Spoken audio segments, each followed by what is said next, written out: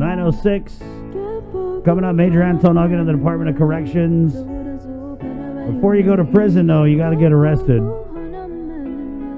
So let's get from the Guam Police Department, Sergeant Paul Tapao up onto the show. Good morning, Sarge. Hey, Paul. Good morning. Hey, good morning, Sabrina. How you doing? I'm, hanging in there. How about you?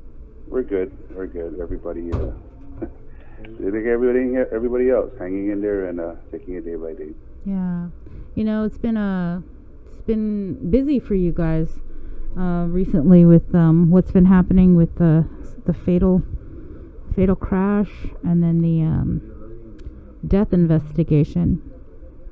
Yeah, that was a pretty busy day, 2 days. I know we did our detectives just concluded wrapping up the death investigation, which netted the arrest of Juan Mendiola. So, the charges were laid for it. So, we'll give him he has an opportunity to address those charges in court. Mm-hmm. And we move forward from there. I think the only thing that we have pending is the autopsy to move forward with the full determination of the manner and cause of death. So once our detectives tie up that part of the portion, then a full report has been presented to the courts, and like I mentioned, Mr. Juan Mendiola will have his opportunity to address the charges that were brought forward by our detectives. Sarge, I don't know if you had an update on the murder of Juan Uggan. This is a story that I've been following, and last I heard, and obviously we haven't been able to talk to the family during the COVID pandemic, but has there been any breaks in that case, or is it? I guess just tell us the status of it, what you do know. It's still active. These are cases in which we continue to look for more leads, more opportunities, more information. And when I had the briefing when we made the arrest on Mr. Mendiola, I was also back briefed as to the status of where our detectives are at with the Juan Uggan incident that happened in Manila. And I was assured by the officer in charge, the sergeant that was present during the briefing, that the officers are still actively working at it. They still continue to meet with individuals that that they need to finalize or to gather more information. So that's still an active investigation that hasn't been placed in any cold case file. Mm-hmm. Okay. I wanted to follow up. We a couple weeks ago, early on, we were doing interviews with Vero, victims advocates, reaching out with former Speaker Judy Wampat, and she was expressing concerns about the whole lockdown and women, men, in quarantine together, and one might be an abuser. Have you seen an increase in family violence, domestic violence? Is that something that GPD has seen a rise in, those particular types of crimes? Yeah, we've had calls, and we understand the situation, what's happening nationwide. And last month we did celebrate Victims' Rights Month last month, and Attorney Daniel Summerfleck, who's now at the Public Defenders, was a real advocate for the victims. But what we're tracking stateside is really they've taken it a step further by addressing what they can do to address those victims that where they're surrounded, where crimes that are happening behind closed doors. So here in Guam, we have our advocates, and we work closely with our community partners. Our nonprofit organizations, our NGOs such as Vero, and in addressing these issues. But the reports are still coming in. Whether we're seeing more reports, it's really hard to tell because our records and ID section has been affected too by the COVID, and we've seized operations there but to really get a grasp and understanding whether we saw an uptick or a steady consistency. That one was really, something in which we need to do with records and ID to determine how the home quarantine or the home isolation affected those that are victims of either domestic violence or sexual abuse, because these are crimes behind closed doors. So it's really the courage of the survivors to come and take a step forward and really just reporting it. Mm-hmm. We're about to, the strong possibility we're going to go into peak court 2 on Monday. So we're going to see more people out on the road, more activity out in the community. What is GPD doing to prepare? Yeah, same thing that we've been doing day in and day out. You know, we still have our operations that consist of COVID. You know, we still have our quarantine sites that we still have to man. You know, we're grateful that, you know, we were able to shift personnel that were stationary or assigned to the roadblock. So now we beefed up our patrol efforts. So, you know, we've seen an increase with patrol officers that each precinct has, and we still continue our operations. But as it presents itself on Monday, you know, we are also anticipating our services bureau once we get clarification from the chief and of course the approval of Adelup and how we're going to open up our services bureau to service the community. You know, we, like every other business out there, we are also going to be practicing the mandated 6 feet social distancing, the required mask, and how many people we can actually allow into our building. So these are things in which have we actually been going to walk through just to see how the flow will work. But the traffic in itself, you know, we're going to be anticipating that. So we'll see come Monday how things play out. So, you know, as the cards present itself, we'll probably move and react just to what is presented to us. But, you know, we're prepared. We have adequate enough personnel to cover the beat within, you know, the additional officers that the precinct or the police commander has availed to the respective precincts. So, you know, an increase in personnel has always been added benefit with patrol. Are you guys still being augmented by the marshals, by port police, airport police, or they kind of gone back to their respective agencies? Yes. So they are still assisting us with the quarantine sites.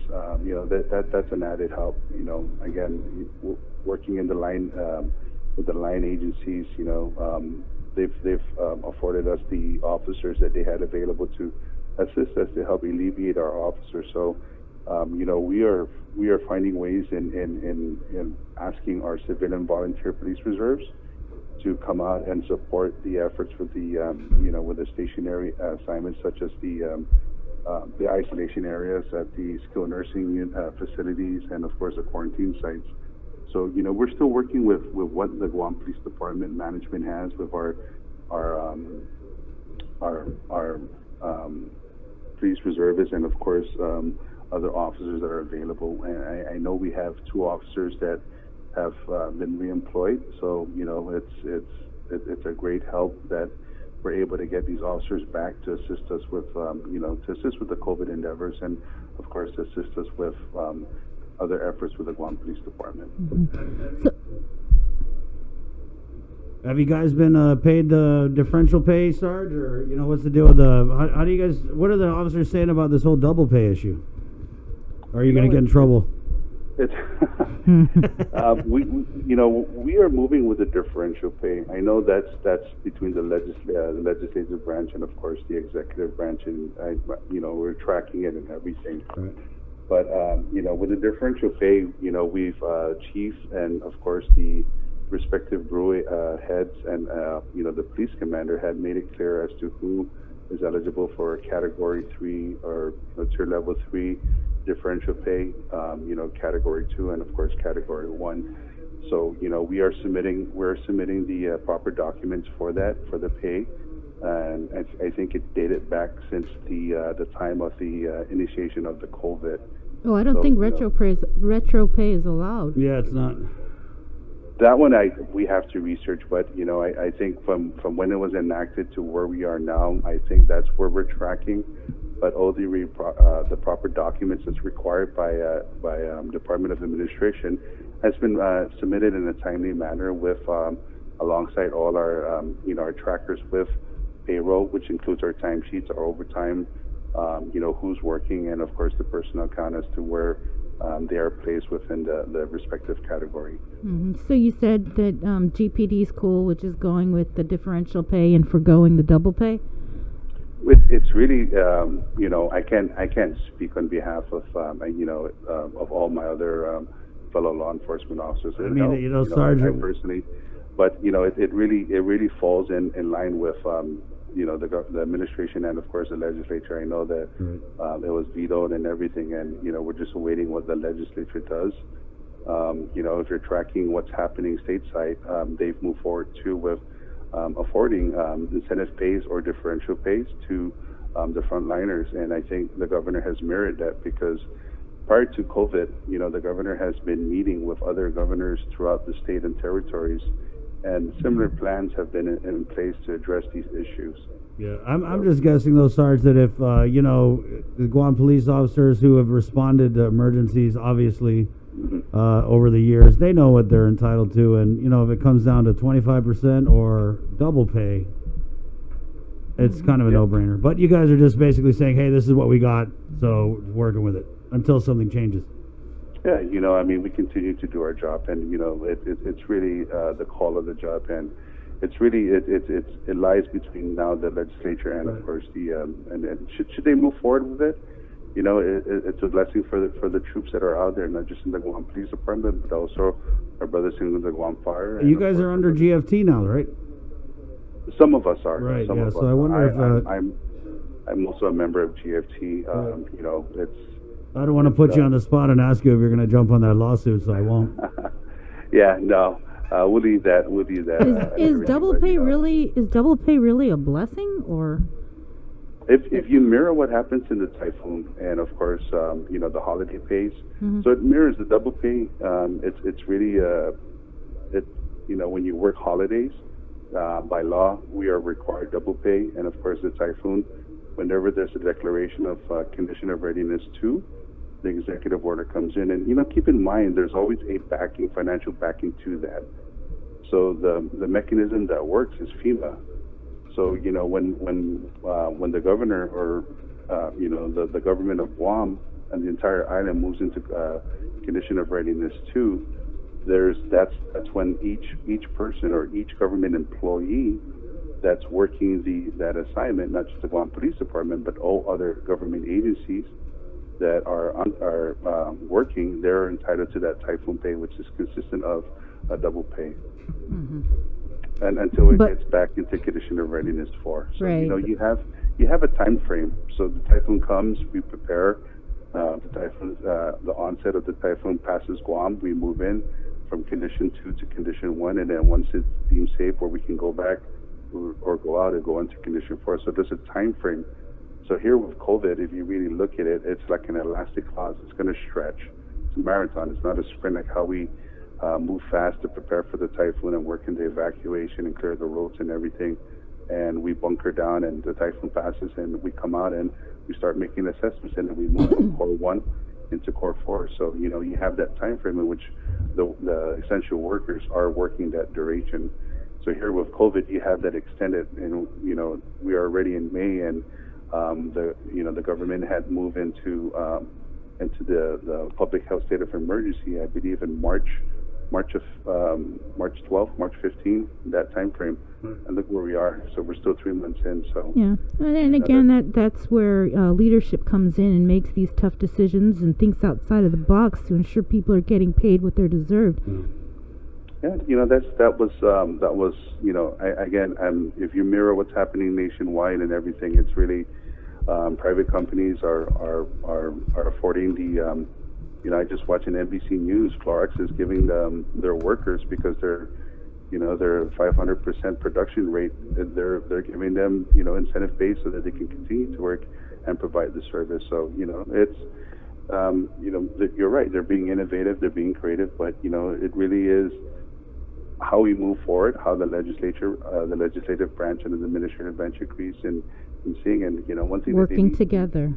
We need to look forward. You look too is and Lester Carlson was addressing what is the foresight of the budget, and I'm not going to expound on that because that's a budget. That's something that DOA and BBMR can address. Right. Yeah, and the legislature can't put together a budget unless that information is provided to the legislature. Yeah, and I'll reserve that for the experts. But I for one. Oh, we don't want to go. No, but I for one, where if you remember, we the previous administration, we were bunkering down for a 32-hour work week and furloughs. And I had to immerse myself with the DOA rules and regulation of how is this gonna affect, operations with the Guam Police Department, starting with a 32-hour work week, which will affect our civilian support group, and of course the furloughs, and understanding what's the steps and procedures, and understanding employee rights. So these are things that we had to consider when that was brought up with I believe previous budgets, and the speaker then, Speaker B.J. Cruz, he made it clear this is where we may hit our shortfall. So physical restraints, physical responsibility had to be implemented in all agencies. So these are things in which that needs to be taken into consideration. But again, we'll leave that into the experts' hands. But thanks for that suggestion. That was a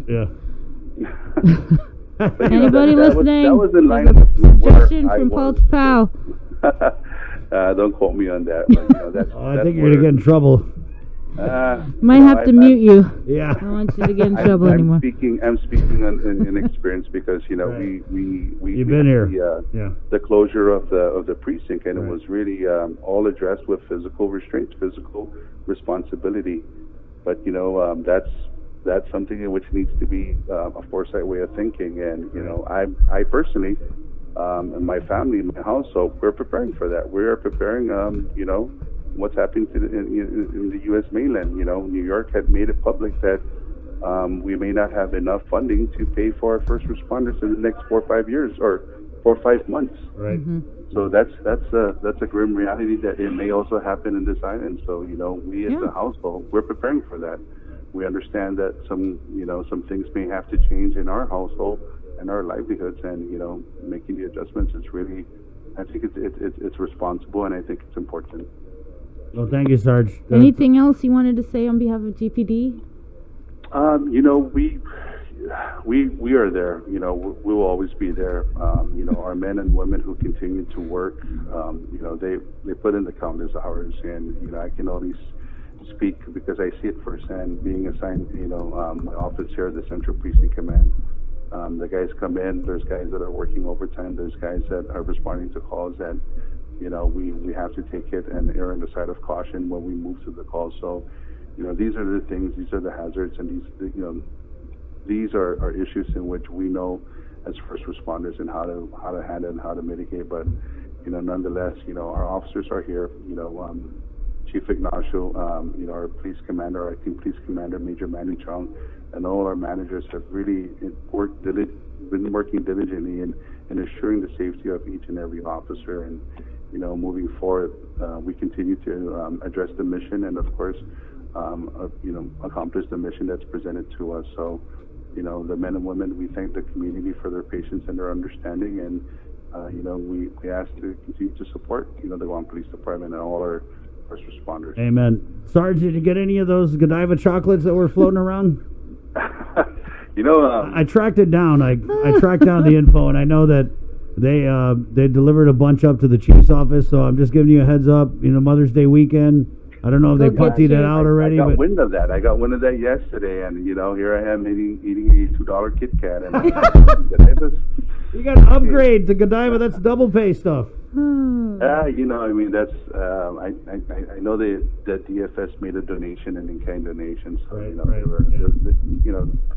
they afforded it to the first responders and those that are working COVID. So thank you to DFS for the in-kind donation. So I might take that up. So right.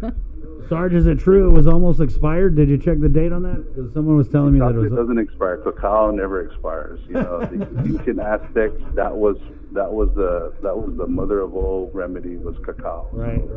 Those of you who are chocolate fanatics, cacao is there's no expiration. I think they know, Sarge. We're getting a lot of insight into your personality in this call. All right. Well, thank you, and eat some Godiva for us, okay? All right, you guys take care. Wash your hands, Sarge. Okay. Will do. Okay. 9:25. Let's go keep it.